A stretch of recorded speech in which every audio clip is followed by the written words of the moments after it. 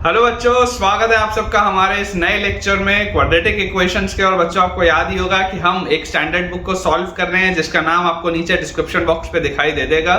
और हमने बच्चों अभी तक 8-9 लेक्चर्स बना लिए हैं, बहुत ही अमेजिंग इसमें क्वेश्चंस हैं। एक्सरसाइज 1 करेंटली हम सॉल्व कर रहे हैं क्वाड्रेटिक इक्वेशंस की, और 1 और 2 लेक्चर और लगेंगे एक्सरसाइज 1 में, क्योंकि बहुत सारे इसमें क्वेश्चंस थे। और उसके बाद हम आगे चलेंगे एक्सरसाइज 2 की तरफ। मुझे पूरी उम्मीद है कि आपको इन क्वेश्चन प्रैक्टिस करने से बहुत ज़्यादा बेनिफिट हो रहा होगा, बहुत आपको बेटा फायदा हो रहा होगा और आपको चीज़ें समझ में भी आ रही होंगी। लेकिन आप में से कुछ बच्चे ऐसे भी होंगे जिनको थ्योरेटिकली उतना जो साउंड नहीं है, जो उतना थ्योरेटिकली कैपेबल नहीं है। तो आपके लिए बच्चों मैंने इस प्लेलिस्ट में पूरी की पूरी थ्योरी कवर की हुई है। आप इस प्लेलिस्ट को ज़रूर रेफर करें ताकि आपको सारे कंसेप्ट पहले पता हों और फिर आप भी इन क्वेश्चंस को उतने ही अच्छे से एंजॉय कर पाएं। तो जल्दी से आप इसे एक बार प्लेलिस्ट को भी चेक करें। इसका जो लिंक है मैंने नीचे डिस्क्रिप्शन बॉक्स पे आपको दे दिया है, ताकि आपकी जो थ्योरी है वो बहुत अच्छे से सॉलिड हो जाए और उसके बाद फिर आपको क्वेश्चन प्रैक्टिस करने में मजा आए। बच्चों, हमने टोटल 33 क्वेश्चन अभी तक सॉल्व किए हैं। आज हम स्टार्ट करेंगे क्वेश्चन नंबर 34 के साथ। क्वेश्चन नंबर 34 में हमारे पास देखिए लिखा हुआ है कि a quadratic function f(x) satisfies कि f(x) जो है it is greater than equal to 0। आपको दिया हुआ है फंक्शन एक है, क्वाड्रेटिक है, और वो है f(x) is always greater than और equal to 0 for all real x। For all real x, ठीक है, for all x belonging to real number, ये अपने पास दिया है। फिर अपने पास दिया हुआ है कि फंक्शन की वैल्यू 2 पर 0 है। फिर अपने पास दिया हुआ है कि फंक्शन की वैल्यू 4 पर 12 है। तो हमसे पूछा जा रहा है कि बताइए फंक्शन की वैल्यू 6 पर कितनी होगी। ठीक है, अब हमें जो बेटा बात समझ में आनी चाहिए, जो कंसेप्ट हमारा क्लियर होना चाहिए, वो ये है कि ऐसा क्वाड्रेटिक फंक्शन जो हमेशा ही पॉजिटिव हो या 0 के बराबर हो, वैसे वाले क्वाड्रेटिक फंक्शन का जो ग्राफ होगा वो उसका ग्राफ किस तरीके का होगा। तो आपको ये बात बच्चों पता होनी चाहिए कि इसका ग्राफ कुछ इस तरीके का होगा। ठीक है, ये टच करता हुआ जा रहा होगा। मैंने इसमें गलती से थोड़ा सा इसको मैं और चले अच्छे से बना देता हूँ। अपने को ये टच करता हुआ इसको बनाना है कुछ इस पैटर्न। ठीक है, ये अपने पास इस तरीके का इसका ग्राफ होगा। क्लियरली आप देख सकते हैं कि ये वाला जो क्वाड्रेटिक का पैराबोला है ये इस एक्स एक्सिस को टच करता हुआ जा रहा है। ठीक है, ऐसे वाले क्वाड्रेटिक के लिए जो फंक्शन होता है वो क्या होता है, f(x) is always greater than equal to 0। ये हमेशा ही पॉजिटिव है या इक्वल टू 0 है, उसके अलावा और कोई पॉसिबिलिटी नहीं है। तो अगर इस तरीके का आपके पास मान लीजिए बच्चों क्वाड्रेटिक आता है और मैं आपको बोल दूं कि यार आपको क्लियरली दिखाई दे रहा है कि फंक्शन की वैल्यू 2 पर 0 हो रही है, मतलब ये जो होगा x इक्वल टू 2 होगा। तो अगर आप कंसेप्चुअली साउंड हैं तो कोई भी बच्चा इस बात को आराम से समझेगा कि सर आप f(x) को ना अज्यूम कर लीजिए k टाइम्स x माइनस 2 का होल स्क्वायर, क्योंकि हम सबको पता है कि इस तरीके का जो क्वाड्रेटिक होता है जो कि जिसका डिस्क्रिमिनेंट इक्वल टू 0 होता है, जो कि x एक्सिस को टच करता हुआ जाता है, जिसका डिस्क्रिमिनेंट इक्वल टू 0 होता है, वैसे वाले क्वाड्रेटिक जो होते हैं वो परफेक्ट स्क्वायर होते हैं। तो ये जो क्वाड्रेटिक आपके पास होगा वो सम k times into x minus 2 का होल स्क्वायर होगा। ये बात अपने को क्लियर होनी चाहिए। x माइनस 2 क्यों लिया, क्योंकि फंक्शन की वैल्यू 2 पर 0 हो रही है। और k क्यों लगाया, क्योंकि उसका x स्क्वायर का जो कोफिशिएंट है वो क्या है मेरे को पता नहीं, इसलिए मैंने उसको k लगाया और गिवन कंडीशन से मैं वो निकालूंगा। मुझे यहाँ पर दिया हुआ है फंक्शन की वैल्यू 4 पर 12 है। तो जैसे बच्चों आप यहाँ पर x इक्वल टू 4 डालेंगे तो फंक्शन की वैल्यू 4 पर आपके पास कितनी आ जाएगी, k इंटू 4 माइनस 2, मतलब 2 का स्क्वायर, ये आपके पास आएगी। और ये किसके बराबर आपको दी हुई है, 12 के बराबर। मतलब आपके पास आ गया 4k इज इक्वल टू 12, 4 से 12 गया तो 3 आया, तो k की वैल्यू आपके पास 3 आ गई। इसमें भी कोई डाउट नहीं है, आपके पास k की वैल्यू देखिए 3 आ चुकी है। अब अगर बच्चों ये k की वैल्यू हमारे पास 3 आ गई तो आपसे देखिए पूछा जा रहा है कि फंक्शन की वैल्यू 6 पर क्या होगी, आपको बताना है। तो देखिए आपके पास जो फंक्शन था f(x) वो क्या आ गया, फंक्शन f(x) आ गया 3 इंटू x माइनस 2 का होल स्क्वायर। और जैसे ही मैं 6 डालूंगा तो फंक्शन की वैल्यू 6 पर मेरे पास आ जाएगी 3 इंटू 6 माइनस 2 इज 4 का स्क्वायर। तो 4 का स्क्वायर होता है 16, 16 इंटू 3 होता है 48। तो यार जो आंसर है वो 48 आता हुआ दिखाई देता है। और अगर अपन इसको चेक करें बुक में तो अपन ने बिल्कुल ठीक सॉल्व किया है। सी ऑप्शन में 48 दिया हुआ है, which is the right answer. Next बेटा अपने पास क्वेश्चन नंबर 35 लिखा हुआ है। क्वेश्चन नंबर 35 में हमें दिया है कि the graph of a quadratic polynomial, आपके पास एक क्वाड्रेटिक पॉलिनोमियल है y is equal to ax square plus bx plus c। इस क्वाड्रेटिक पॉलिनोमियल का जो ग्राफ है वो अपने पास कुछ ऐसा दिया हुआ है। ठीक है, और इसको मैं आपके लिए प्लॉट कर देता हूं। देखिए कुछ इस तरीके का अपने पास ये ग्राफ दिया, ठीक है, जो ग्राफ है कुछ इस पैटर्न में अपने पास लिखा हुआ है ऐसा, दिस इज द ग्राफ। अब इस ग्राफ में आपसे बच्चों बोला जा रहा है कि is shown in the adjacent figure which of the following quantities is always positive. हमेशा पॉजिटिव क्या चीज होगी, और 4 ऑप्शंस दिए। तो सबसे पहले ग्राफ को देखकर, है ना, इस तरीके के मैंने आपको बहुत सारे सवाल थ्योरी में कराए हैं। आपको जो बात समझ में आनी चाहिए वो ये है कि सबसे पहले ग्राफ को देखकर एबीसी की वैल्यूज कैसे निकाला जाता है, मैं आपको वो सिखाता हूं। क्योंकि आपका ये जो पैराबोला है ये माउथ ओपनिंग डाउनवर्ड्स पैराबोला है, तो एक बात तो 100% श्योर हो जाती है कि ए जो होगा वो तो नेगेटिव होगा, एक्स स्क्वायर का जो कोफिशिएंट होगा वो नेगेटिव होगा। क्योंकि अगर एक्स स्क्वायर का कोफिशिएंट पॉजिटिव होता है तो माउथ ओपनिंग अपवर्ड्स होता है, एक्स स्क्वायर का अगर कोफिशिएंट नेगेटिव होता है तो माउथ ओपनिंग डाउनवर्ड्स होता है, इसमें कोई दिक्कत की बात नहीं। दूसरी जो बात अपने को समझ में आती है कि आप देखिए इसका एक रूट पॉजिटिव है, एक रूट नेगेटिव है, और जो नेगेटिव वाला रूट है वो बहुत बड़ा है, पॉजिटिव वाला रूट बहुत छोटा है। मतलब अगर मैं आपको बोल दूं कि इसके 2 रूट्स हैं अल्फा और बीटा, अल्फा मान लेते हैं नेगेटिव है, बीटा मान लेते हैं पॉजिटिव है, तो एक बात 100% श्योर है कि जो दोनों का सम होगा वो दोनों का सम नेगेटिव होगा। जो दोनों का सम होगा वो दोनों का सम नेगेटिव होगा, क्योंकि नेगेटिव वाला रूट बहुत बड़ा है और पॉजिटिव वाला रूट बहुत छोटा सा है। तो alpha plus beta sum of roots क्या होता है, सम ऑफ रूट्स होता है -b/a, तो -b/a अपने को नेगेटिव दिख रहा है। अब देखिए यहां से अगर मैं माइनस साइन हटा दूं तो इसका मतलब b/a मेरे पास पॉजिटिव हो जाएगा, माइनस हटाऊंगा तो, और a अपने आप में नेगेटिव था। अगर a अपने आप में नेगेटिव था और b/a अगर पॉजिटिव है मतलब b भी नेगेटिव होगा, इसमें तो कोई डाउट नहीं भाई। b नेगेटिव होगा, a नेगेटिव होगा, तभी तो दोनों का रेशियो पॉजिटिव आएगा, तो b अपने पास नेगेटिव आ गया, इसमें कोई दिक्कत नहीं। अब तीसरी बात जो हमें समझ में आती है कि अगर मैं इन दोनों रूट्स का प्रोडक्ट करूं, अगर मैं अल्फा बीटा निकालूं, दोनों रूट्स का प्रोडक्ट करूं, तो क्योंकि एक रूट नेगेटिव है एक रूट पॉजिटिव है, तो 100% ये बात श्योर है कि दोनों का प्रोडक्ट भी नेगेटिव होगा, कोई दिक्कत की बात नहीं। अब प्रोडक्ट ऑफ रूट्स क्या होता है, प्रोडक्ट ऑफ रूट्स होता है c/a, मतलब c/a अगर नेगेटिव है, अब आप जरा सोच के देखिए a अपने आप में नेगेटिव है तो c क्या हो जाएगा, c आपका पॉजिटिव हो जाएगा, तभी तो c/a नेगेटिव आएगा। तो आपने a, b और c तीनों के साइंस निकाल लिए। अब मैं आपको देखो चारों ऑप्शन बताता हूं, जो 4 ऑप्शन अपने पास दिए हुए। जो फर्स्ट ऑप्शन है, फर्स्ट ऑप्शन में आपके पास लिखा है b minus c, first option आपके पास लिखा है b माइनस c।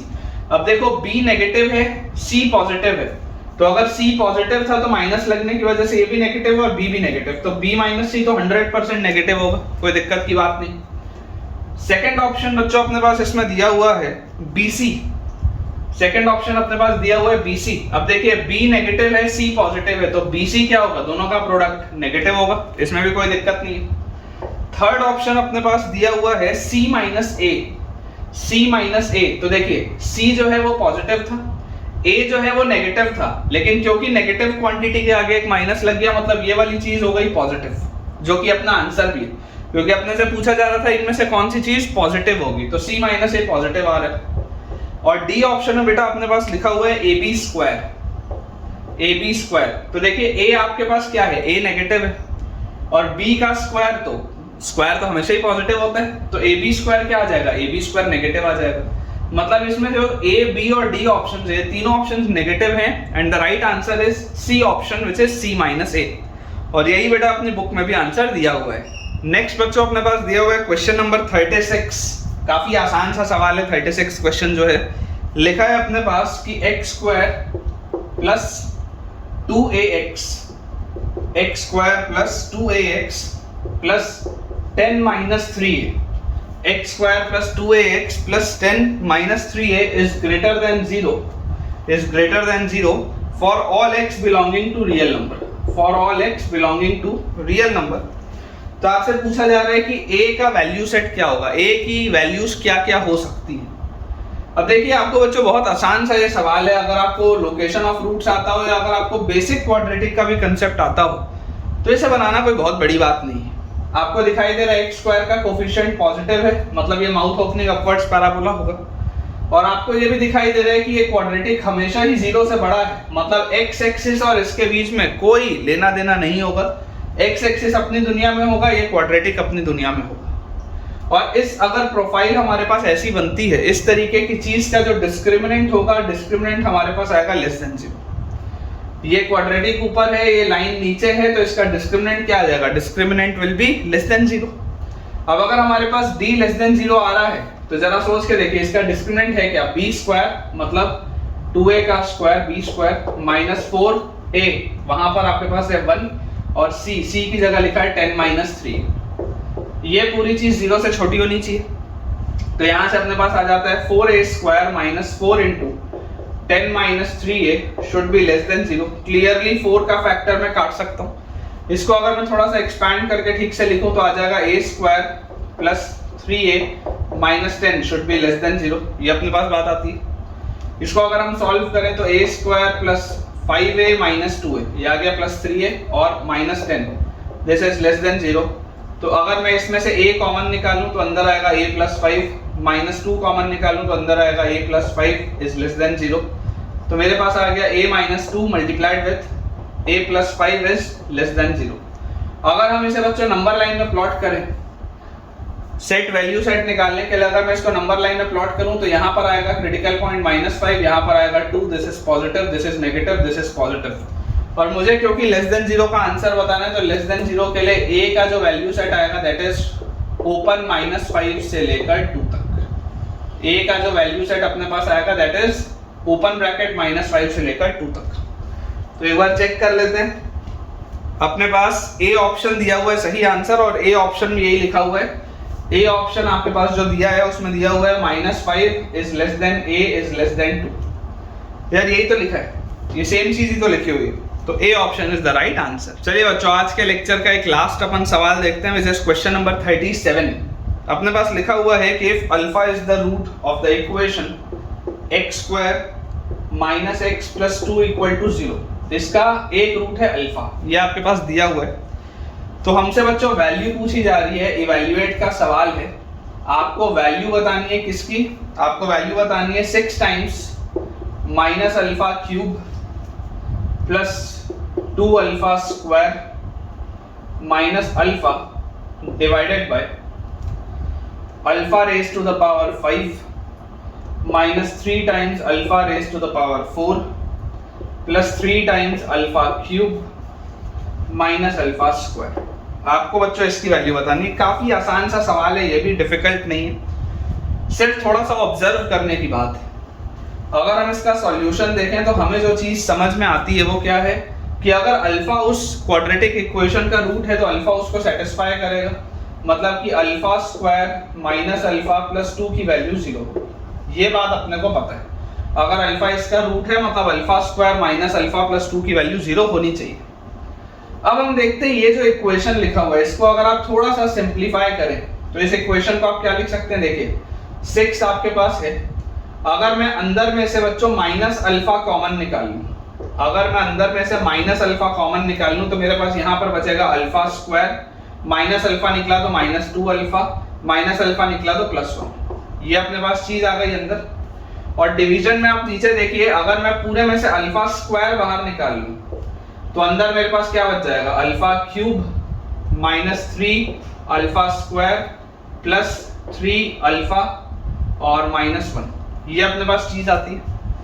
अब आप थोड़ा सा ऑब्जर्व करिए जो मैं लिख रहा हूं। ये आपके पास लिखा हुआ है माइनस 6 अल्फा, और ये आपके पास जो लिखा हुआ है ये लिखा है अल्फा माइनस 1 का होल स्क्वायर। देख लो, a minus b whole square क्या होता है? a square minus 2ab plus b square alpha square minus 2 alpha plus 1, ये लिखा है।